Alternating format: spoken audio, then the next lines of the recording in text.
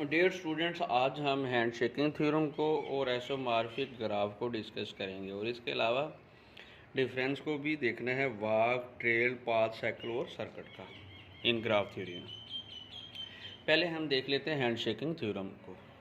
Hand shaking theorem में क्या होगा कि सम ऑफ डिग्री जो है वो ऑफ वर्टिसेस की जो किसके इक्वल होगी, 2 मल्टीप्लाई बाय एच जीस। अब डिग्री ऑफ वर्टिसेस क्या होता है? डिग्री ऑफ वर्टिसेस हमारे पास क्या होता है, नंबर ऑफ एजेस हर वर्टिसेस पर कितने हैं, उसको हम कहते हैं डिग्री ऑफ वर्टिसेस। अगर हमारे पास डिग्री 1 है is also called pendant vertex होगा। अगर डिग्री 0 है, क्योंकि डिग्री 0 का मतलब क्या है, कोई एज पास ही नहीं हो रहा, तो उस केस में क्या होगा, is also called isolated vertex. वो आइसोलेटेड होगा, क्या होगा वो, आइसोलेटेड वर्टेक्स होगा। अब हम देख लेते हैं इस थ्योरम को, देख लेते हैं हैंड शेकिंग थ्योरम को कि अगर V1 पर हमारे पास नंबर ऑफ़ एजेस कितने पास हो रहे हैं, इसकी डिग्री कितनी होगी, 4 होगी। 1 2 3 और 4 हमारे पास नंबर ऑफ़ एजेस पास हो रहे हैं इस वर्टेक्स पर रहकर, इसकी डिग्री 4 होगी। इसी तरह V2 पर रहकर कितने वर्टिसेस नंबर ऑफ़ एजेस आ रहे हैं, 1 2 3 एंड 4 आ रहे हैं, तो इसकी डिग्री कितनी होगी, 4 होगी। V3 की डिग्री कितनी होगी, 5 होगी। 1 2 3 एंड एक लूप की हमारे पास क्या होगी, डिग्री 2 आएगी, डिग्री हमारे पास तो 5 होगी। V4 पर रहकर हमारे पास कितनी इसकी डिग्री आएगी, 1 2 एंड 3 आ जाएगी। तो ये 4 4 8 और 5 कितना आ जाएगा, 5 हमारे पास कितना है, 13 और 3 कितनी हो जाएगी, 16 हमारे पास। डिग्री ऑफ वर्टिसेस इस केस में इस ग्राफ की कितनी होगी, 16 होगी, ठीक है। और ये तो number of vertices, sum of vertices हमारे पास 16 आ गया, और ये left hand side, right hand side में 2 मल्टीप्लाई बाय एजेस। तो इस केस में हमारे पास 2 एज कितने होंगे, 1 2 3 4 5 6 7 8 होंगे। तो 8 मल्टीप्लाई बाय 2 कितना हो जाएगा, 16। तो इसका मतलब ये दोनों बराबर हैं, तो इसको क्या कहते हैं, हैंड शेकिंग थ्योरम कहेंगे। क्या कहेंगे, हैंड शेकिंग थ्योरम। एजेस हमारे पास लूप के केस में एक ही हम सपोज करेंगे, जब डिग्री की बात होगी तो वो 2 ही सपोज हम करेंगे, ठीक है। इसका आपने ख्याल रखना है। अगर नेक्स्ट क्या है हमारे पास, आइसोमॉर्फिक ग्राफ है। आइसोमॉर्फिक ग्राफ में क्या है, हम दो ग्राफ्स को कंपेयर कर रहे होते हैं। किस तरह कंपेयर कर रहे होते हैं कि there is 1 to 1 corresponding between their vertices and edges such that incidence relationship in preserve, ठीक है। तो उसमें हम देखेंगे अगर G1 is equal to G2 के होना चाहिए और पैरेलल भी होना चाहिए। अब कंडीशन इसमें क्या होंगी, पहली कंडीशन क्या होगी, सेम नंबर ऑफ वर्टिसेस।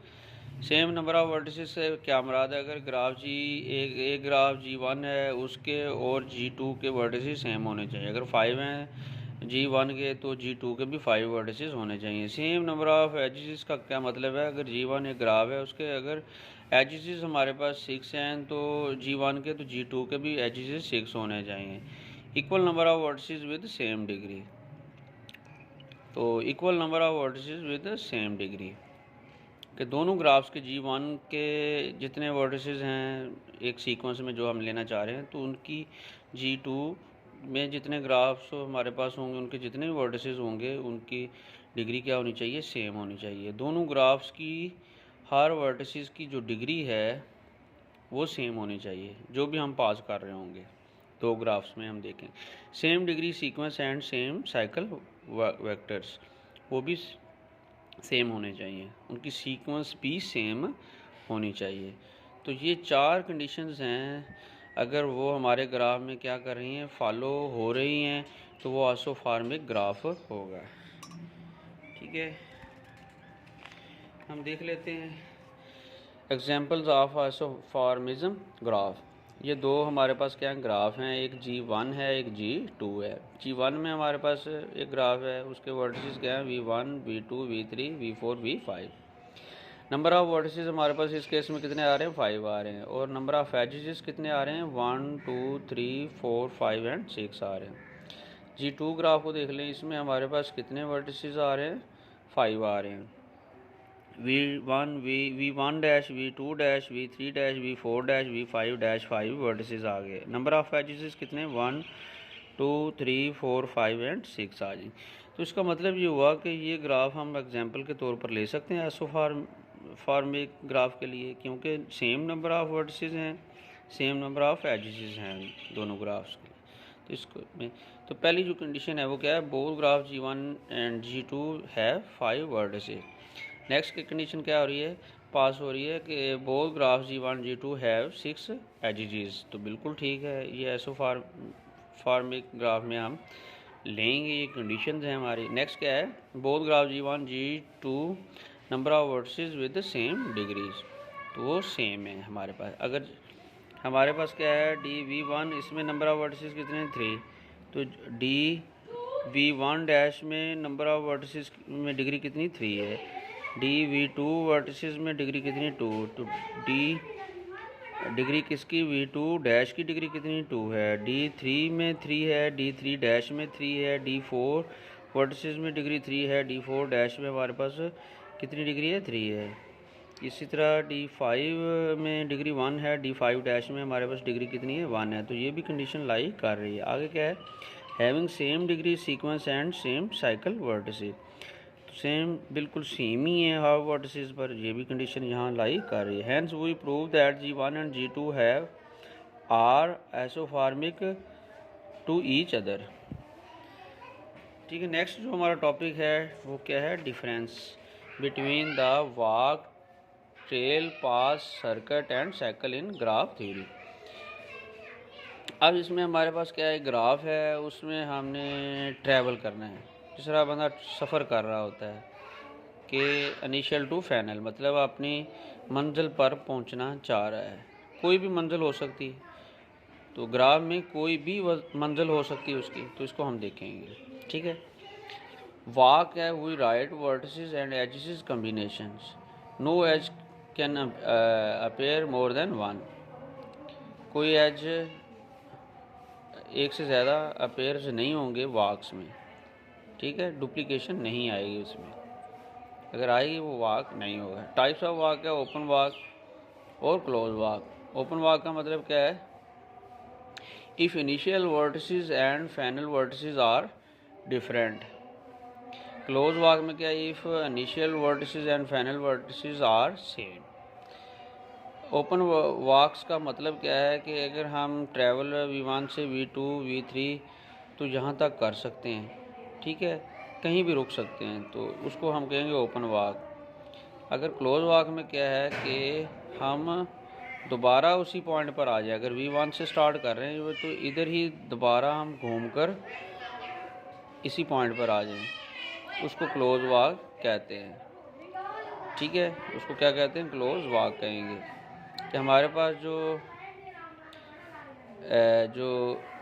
पास जो ग्राफ है, अगर इनिशियल से स्टार्ट कर रहे हैं तो इनिशियल पर ही एंड हो आकर, उसको क्लोज वॉक कहेंगे। मिसाल के तौर पर कैसे, V1 से V2 की तरफ गए, V2 से V3 की तरफ गए, V4 से V5 की तरफ गए, V5 से V6 की तरफ गए, V6 से V3 की तरफ गए, V3 से V7 की तरफ गए, V7 से V1 की तरफ, ये क्लोज वॉक होगी। और ओपन वॉक क्या होगी कि अगर हम V1 से V2 V3 V4 V5 यहाँ तक जा रहे हैं, ठीक, जा तो आगे भी जा सकते हैं लेकिन हम यहाँ तक स्टॉप कर देते हैं, इसको क्या कहेंगे, ओपन वॉक कहेंगे। ठीक है, तो अब इसमें हमारे पास जो लॉजिक है वो क्या है कि अगर ओपन वॉक है तो if initial vertices and final vertices are different, तो डिफरेंट ही होंगे। V1 से जब हम V2 V3 V तो फाइनल हमारा V5 है, तो V1 और V5 के डिफरेंट है, तो ये ओपन वॉक होगी। क्लोज में क्या होगा, सेम होंगे, क्योंकि ये इसी पॉइंट पर हमने वापस आना है, क्लोज वॉक होगी। If initial vertices and final vertices are same.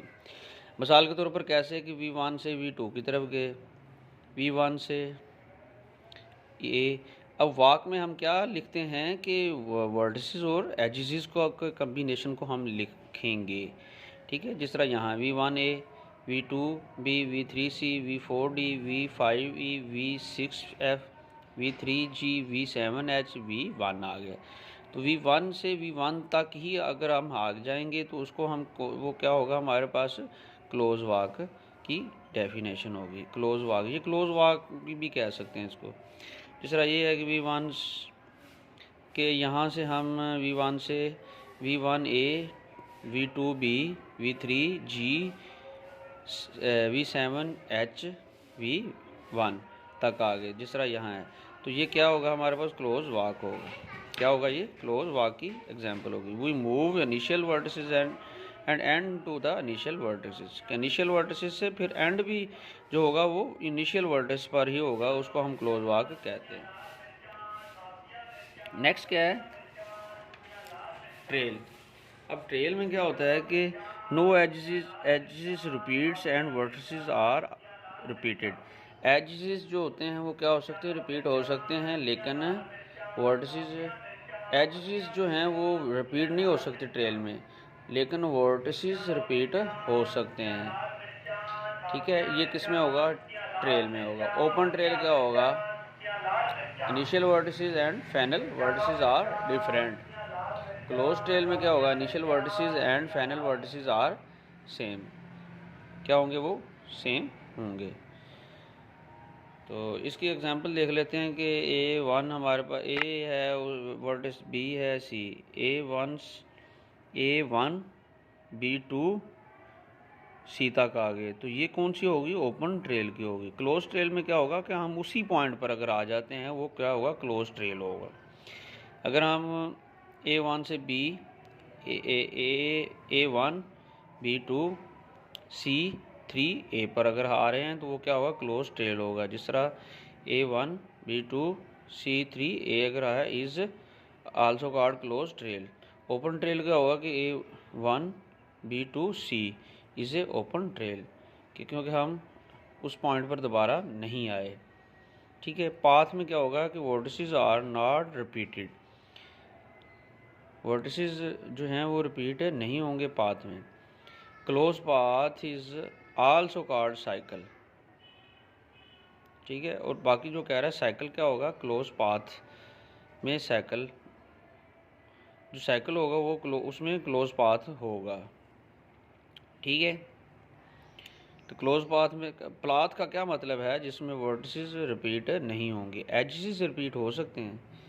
Trail में क्या है कि एजेस रिपीट नहीं होंगे, वर्टिसेस रिपीट हो सकते हैं। पाथ में क्या होता है, वर्टिसेस रिपीट नहीं होंगे लेकिन एजेस रिपीट हो सकते हैं। ठीक है, ये लॉजिक है ट्रेल और पाथ की।